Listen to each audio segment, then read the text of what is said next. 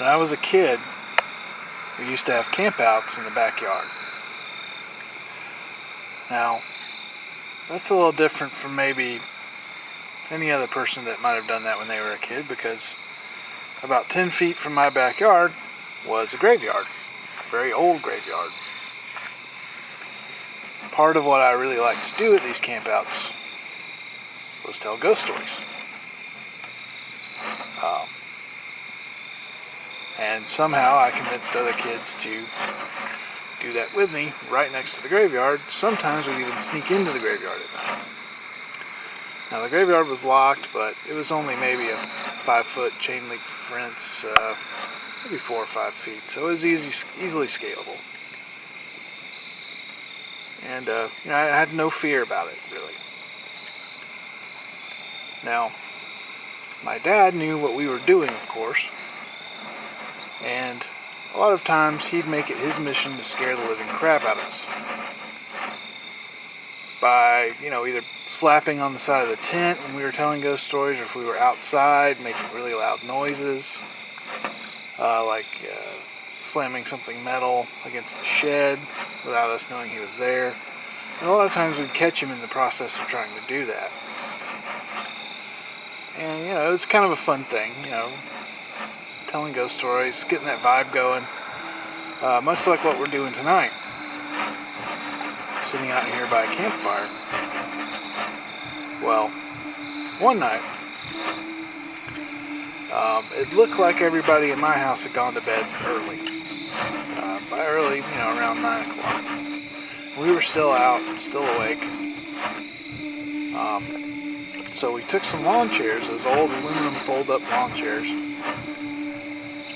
with the shitty plastic weave that that really didn't support anybody of any size.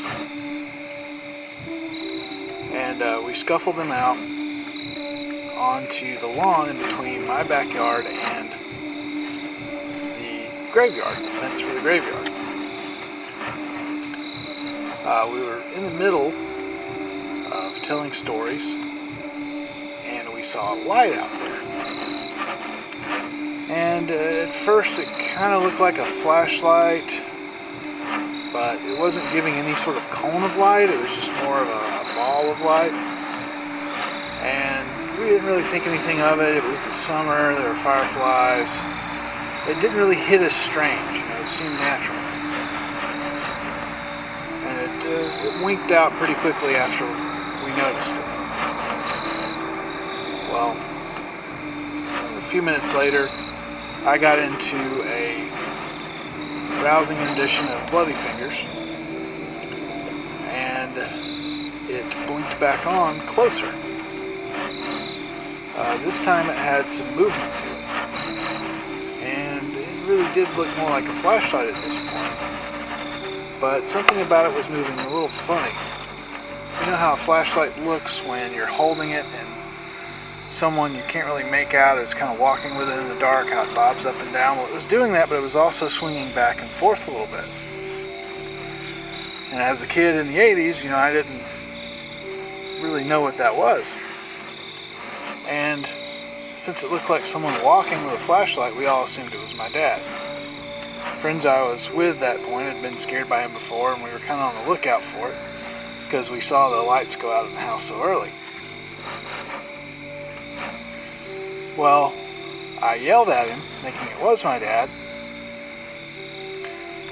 and it stopped.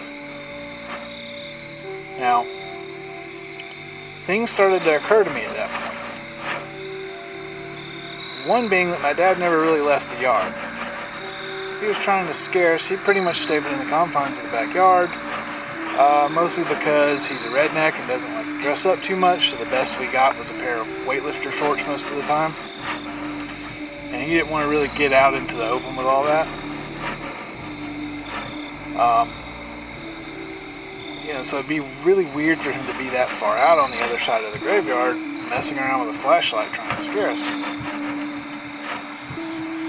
Secondly, I started to think a lot about how that really didn't look like a flashlight at all. Like it wasn't shooting a beam of light. It was just kind of waving back and forth and flickering until it kind of clicked and it looked a lot like a lantern. Like just a ball of light would be swinging like if you were toting a lantern. That would swing back and forth with the natural motion of the wall.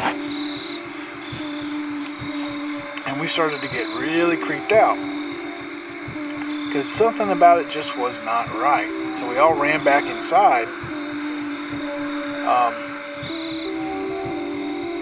And kind of, joked amongst ourselves saying, well, he got us good this time, a little more inventive.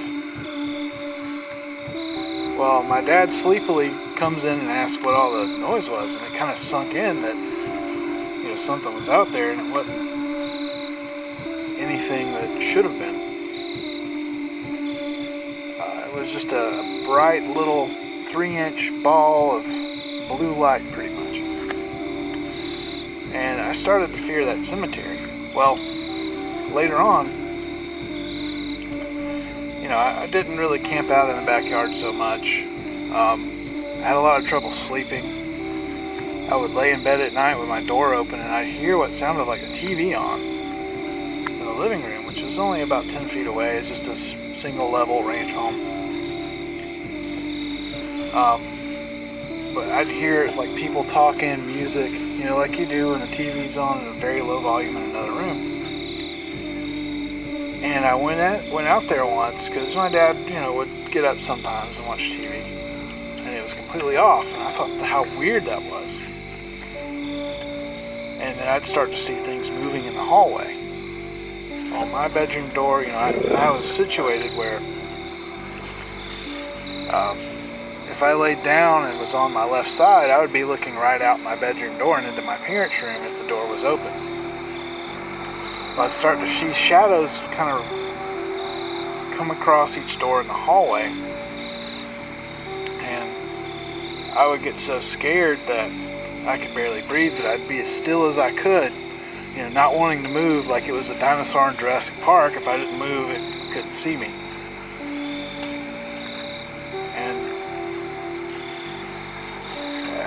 Eventually I started having pretty bad nightmares. Well, they weren't necessarily bad as much as they were just completely weird. Like somebody was trying to tell me something and I just couldn't get it. Well, I woke up one night and emblazoned on my wall was a swastika. Just made out of shadow. Obviously there was nothing in my room that could really reflect that. I was more confused than scared, and I tried to look outside. There was nothing outside, and I told myself it was just a dream, and kind of forced myself to go back to sleep. The next day I went out and for some reason wanted to go into the graveyard again in the daytime, so I went back out. And I've been in the graveyard many, many times before, but I'd never really gone to the back left corner where that light was. I went out, went to that corner for some reason. Under a tree was an old grave from World War II where a fighter had been killed overseas, and it was a memorial tombstone. Something clicked. I'm still not real sure what it meant, but wasn't afraid of the graveyard again after that. All that stopped. And it's something like that's kind of stuck with me. I've never really questioned if those things were real or not. I kind of had an internal knowledge that they were, and that's why I'm sitting here telling ghost stories by a campfire.